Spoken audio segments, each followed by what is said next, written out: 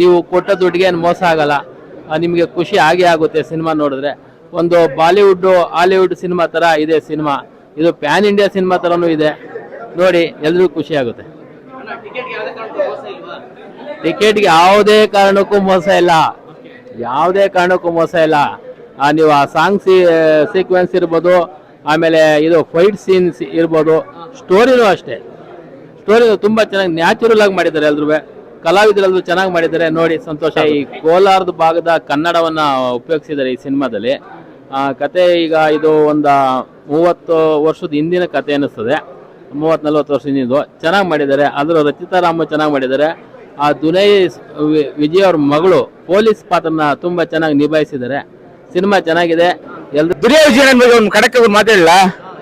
ನಮ್ಮ king cobra, block cobra ದುನಿಯಾ ವಿಜಯನ್ ಇಡೀ ಕರ್ನಾಟಕದಲ್ಲಿ ಅವನಾರು ಕೆಡ್ಕಕ್ಕಿಂತ ಮುಂಚೆ ಅಲ್ಲಿ ಹಾಸ್ಪಿಟಲ್ ವಾರ್ಡನ್ ಜನ ಕಾರಣ ಬೇವರ್ಸಿ ನನ್ನ ಮಕ್ಕಳ ಮೊದಲ ಅಡಿಬೇಟ್ ಕೊಟ್ರು. ಕೆಡ್ಕದ ಮೇಲೆ ವಿಜಯನ ಅಡಿಗೆಲ್ ಕೂಡ ಇಟ್ಕೆ ನನ್ನ ಮಕ್ಕಳ ಎಮರ್ಜೆನ್ಸಿ ಹರಿಶ್ಚಂದ್ರ ಘಾಟ್ ನಡೀತಾರೆ. ಮೀಟರ್ ದಾಟದಲ್ಲೇ ದುನಿಯಾ ವಿಜಯನ್ ಬಗ್ಗೆ ಉಲ್ಟಾ ಮಾತಾಡೋ ತಾತ ಮುತ್ತಾರ ಫೋಟೋದಲ್ಲಿ ರಾಷ್ಟ್ರೀಯ ಕರ್ನಾಟಕ ಹುಟ್ಟಿದ ಕರ್ನಾಟಕ ಹೇಳಿ ಕೇಳಿ ಲ್ಯಾಂಡರ್ ಅಲ್ಲಿ ದುನಿಯಾ ವಿಜಯನದು ರೈತರ ಬಗ್ಗೆ ಹೋರಾಡ್ತಿದ್ರೆ ಎದುರಿಸೋದಕ್ಕೆ ಸುಮಾರು ದುಡಿಮೆ ದುರಾಂಕಾರ ಕಡಿಮೆ ಹೆಂಗ ಬಿಟ್ಟಿರ್ತೈತೆ. ಕತೆ ಹೆಂಗಿದೆ ಗೊತ್ತೇನ್ರಿ?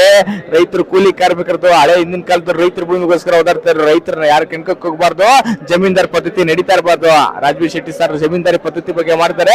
ರೈತರು ಯೋಧರು, ದೇಶಕ್ಕೆ ಅನ್ನ ಕೊಡೋ ರೈತ, ದೇಶ ಕಾಯೋನು ಯೋಧ, ಇಬ್ರು ಬಗ್ಗೆ ಒಂದ್ ಒಳ್ಳೆ ಮೆಸೇಜ್ ಇದೆ. ಆ ಸಿನಿಮಾ ನೋಡಿ, ಫಸ್ಟ್ ಆ ಸಿನಿಮಾ ನೋಡಿ ಎಲ್ರು ಜೀವನ ಚೇಂಜ್ ಆಗುತ್ತೆ. ರೈತರನ್ನ ಕಾಪಾಡಿ, ಕರ್ನಾಟಕದಲ್ಲಿ ರೈತರನ್ನ ಕಾಪಾಡಿ. Thank you. ತುಂಬಾ ಚೆನ್ನಾಗಿದೆ, ರೈತರ ಬಗ್ಗೆ ಇದೆ. ಹಿಂದುಳಿದ ಕಾಲದ ಫಿಲಿಮು.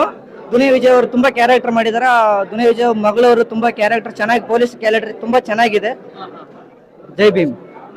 ಹಿಂದೆ ಜಮೀನ್ ಏನ್ ಮಾಡ್ತಿದ್ರು, ಆಡ್ ಕುರಿ ಮೇಕೆ ಸಾಕಿ ಎಲ್ಲ ದುನಿಯಾ ವಿಜಯರು ಸೂಪರ್ ಮಾಡಿದ್ದಾರೆ.